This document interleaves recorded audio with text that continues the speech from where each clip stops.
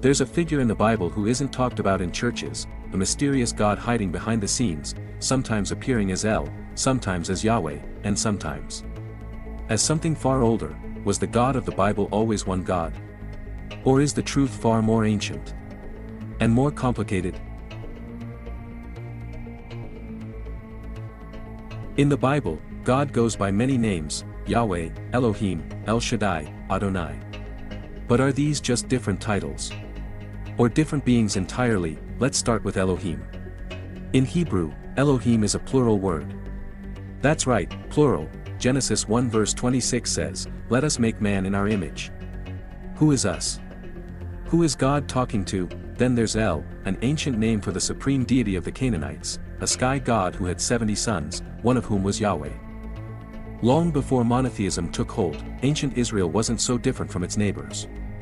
They believed in a divine council of gods, ruled by El, according to Deuteronomy 32 verses 8 to 9, when the Most High, El, gave the nations their inheritance, he set the boundaries of the peoples according to the number of the sons of God.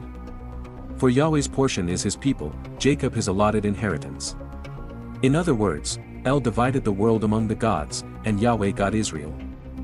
In Psalm 82, God stands in the divine assembly and judges other gods. God presides in the great assembly, he renders judgment among the gods. Who are these gods? Are they angels? Or are they the same gods worshipped in the ancient Near East? In early Jewish tradition, Yahweh may have risen through a pantheon, much like Zeus in Greece or Marduk in Babylon. Over time, Yahweh absorbed the roles of other deities: warrior, creator, storm god, lawgiver, eventually becoming the one God we know. Archaeological finds tell an even more surprising story. At sites like Khirbet el-Kham and Kuntlet Ajrud, inscriptions have been found saying, "Blessed be you by Yahweh and his Asherah." Wait, Asherah? In Canaanite belief, Asherah was El's consort, the queen of heaven.